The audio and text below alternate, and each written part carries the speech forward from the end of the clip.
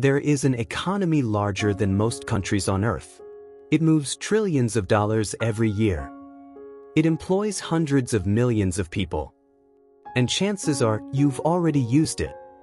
But this economy doesn't appear in government reports. It doesn't pay taxes. And officially, it doesn't exist. Some call it the illegal economy. Others call it the shadow economy.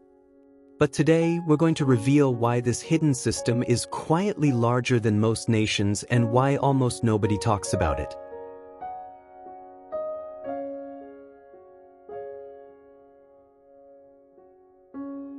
When people hear the words illegal economy, they often imagine criminals, drugs, or underground networks. But the truth is far more complex. The illegal economy isn't just about crime. It's about money moving outside official systems. It includes cash-only jobs never reported to authorities, businesses hiding income to avoid taxes, informal street markets, smuggling and counterfeit goods, unlicensed labor, black market services, unreported online income, anonymous digital transactions. In many parts of the world, this economy isn't a choice. It's survival. For millions of people, the illegal economy is the only economy available.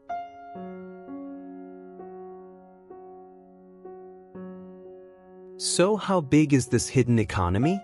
Exact numbers are impossible to measure by design.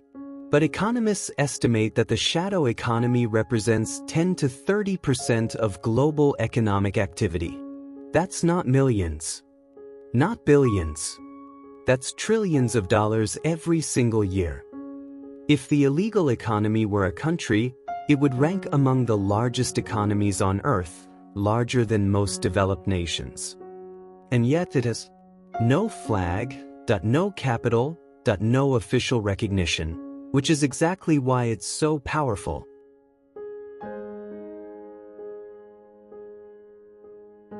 The illegal economy doesn't exist because people want to break the law. It exists because systems fail. Here are the main reasons it grows. 1. High taxes. When taxes become unbearable, people look for ways around them. 2. Unemployment. If legal jobs don't exist, informal ones will. 3. Bureaucracy. Complex regulations push small businesses underground. 4. Corruption. When governments steal, citizens stop cooperating. 5. Poverty. In many regions, legality is a luxury. The illegal economy grows fastest where people feel the system works against them.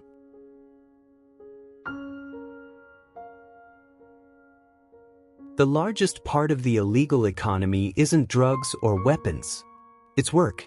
Unregistered construction workers, street vendors, domestic labor, agricultural workers, gig workers paid in cash. Globally, hundreds of millions of people work in the informal economy. They build homes, they grow food, they clean offices, they deliver goods. Without them, many countries would simply stop functioning. And yet, officially, they don't exist.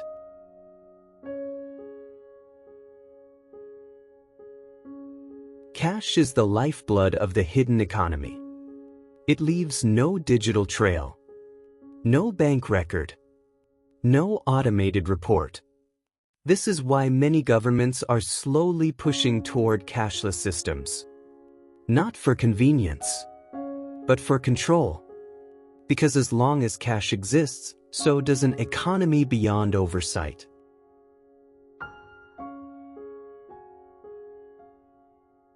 The illegal economy didn't disappear online. It evolved. Cryptocurrencies, anonymous payment platforms, unreported freelance income, online marketplaces selling counterfeit goods. The internet created a new invisible economy, faster, global, and harder to regulate. Someone in one country can earn money from another country without ever declaring it. The borders disappeared. The money didn't.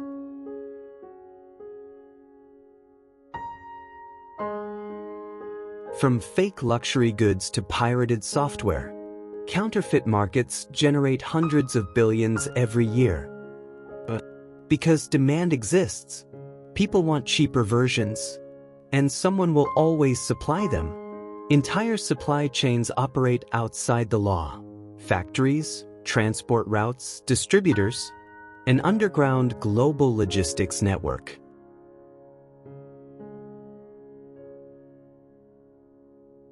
This might surprise you.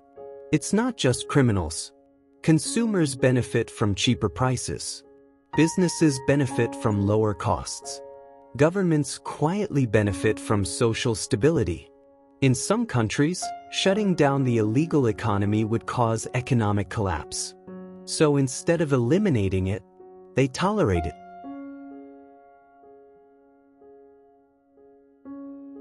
But there is a price. No worker protections. No safety standards. No legal rights. No pensions. No health care. When something goes wrong, there is no help. The hidden economy creates invisible people.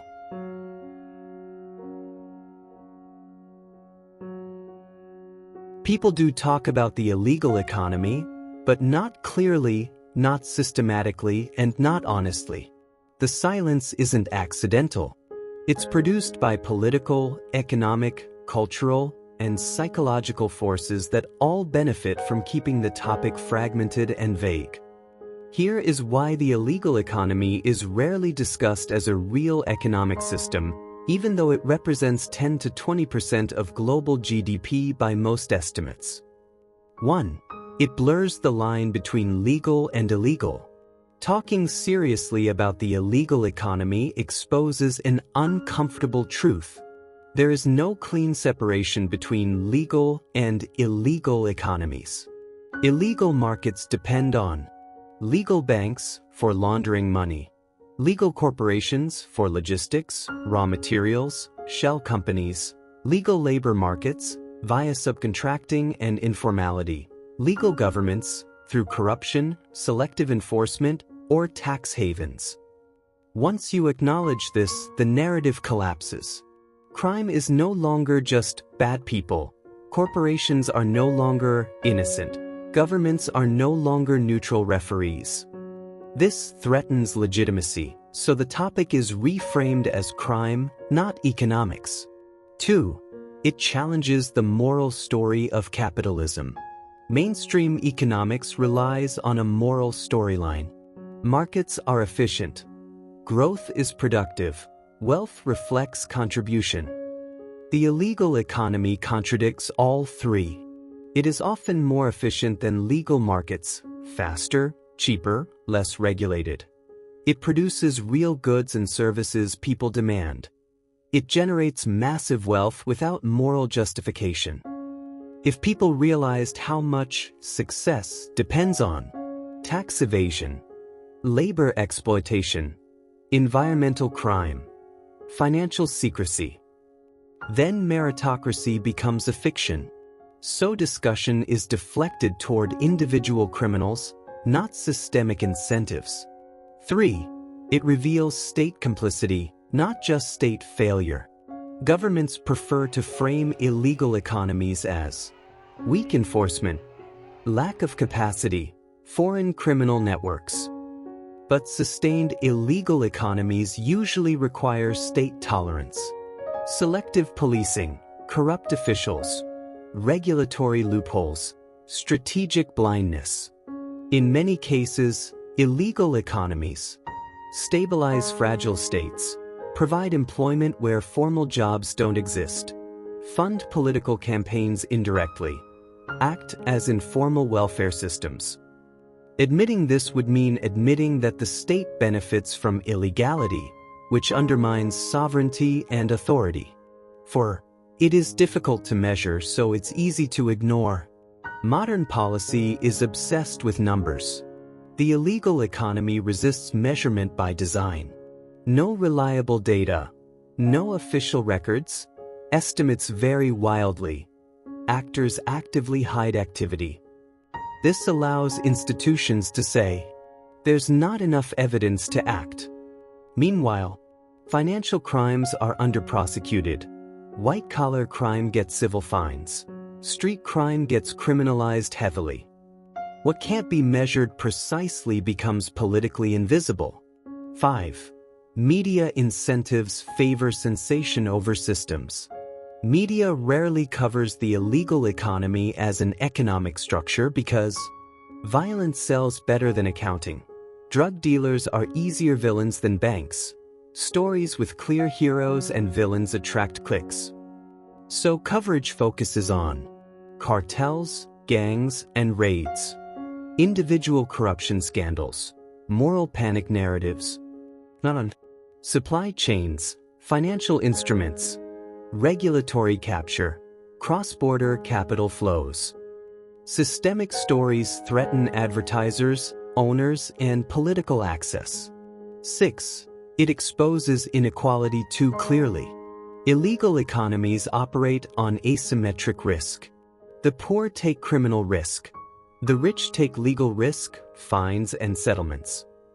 A drug courier goes to prison. A money launderer pays a penalty. A bank fails compliance and keeps operating. Talking openly about this reveals class-based justice, racialized enforcement, structural exploitation, which makes it politically explosive. 7. It forces society to admit demand, not just supply. Illegal economies exist because people want what they provide. Drugs, cheap labor, pirated media, sex work, counterfeit goods, tax avoidance. Talking about illegal economies honestly means talking about consumer hypocrisy, corporate cost-cutting, voter behavior, lifestyle choices. It's easier to blame criminals than admit demand is structural. It threatens powerful interests. The illegal economy isn't run only by criminals. It involves politically exposed persons, multinational corporations, financial institutions, real estate markets, offshore jurisdictions. Many of the people who could amplify the discussion benefit from silence, depend on donors, risk lawsuits, risk access. Silence is safer than reform. 9. Criminalization.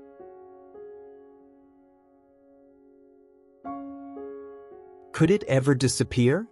The answer is simple. As long as laws exist, inequality exists, cash exists, human survival exists. So will the hidden economy. It doesn't compete with the legal economy. It completes it.